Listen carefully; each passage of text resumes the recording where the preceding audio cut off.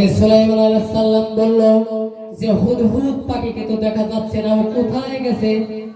সমস্ত পাখিরা চিৎকার করে বলল, আল্লাহর নবী, হুদহুদ পাখির খবর আমরা তো বলতে পারবো না, সে কোথায় আছে। হযরত সুলাইমান উনি রাগান্বিত হয়ে গেল। এবার হুদহুদ কোথায় গেল? হুদহুদ পাখি আসলে তাকে শাস্তি দেওয়া হবে। কোথায় গেল হুদহুদ পাখি?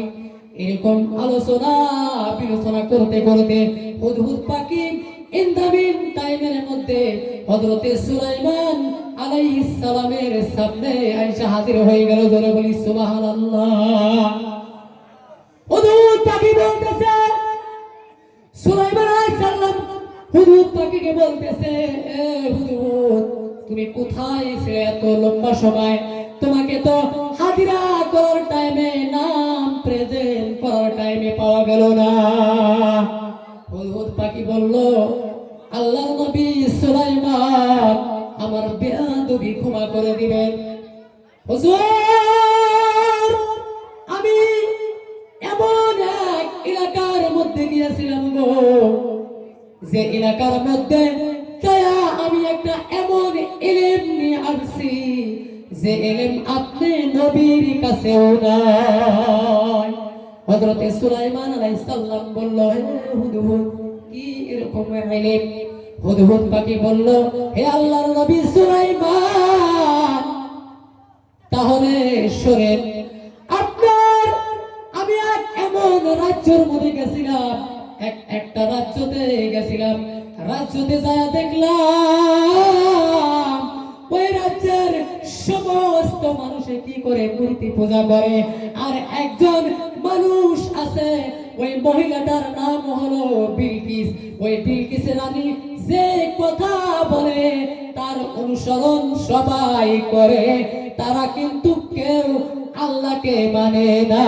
আর আপনি যে আল্লাহর নবী হযরত সুলাইমান, তারাও আপনাকে মানে না।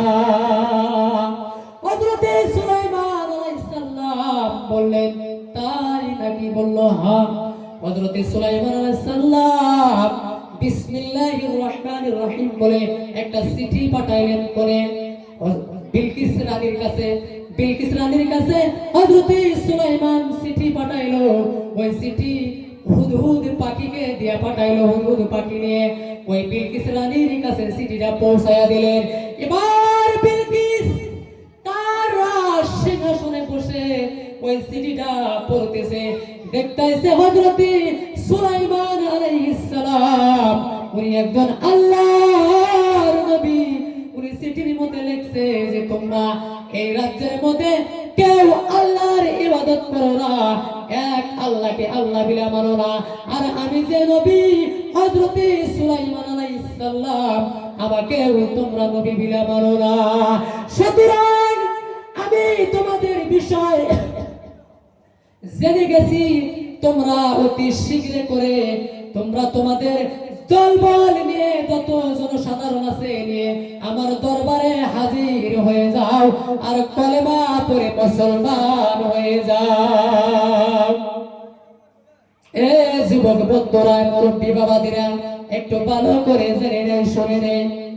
এবার বিলকিস, ওই বিলকিস রানী চিঠিটা পড়ে তার রাজসিংহাসনে বসে রাজ্যের সমস্ত মানুষকে ডাকছে, ডেকে বলছে, এবার সুলাইমান আল্লাহর নবী উনি আমাদের কাছে চিঠি বলছে যে আমাদের সমস্ত মানুষকে আমাদের ভুল স্বীকার করে সব মানুষ সুলাইমান আলাইহিস সালামের কাছে যায়, আমরা ওই তার কলেমা পড়ে আল্লাহকে এক আল্লাহ বিলা মেনে আর সুলাইমানকে নবী মেনে আমরা মুসলমান হয়ে যাই।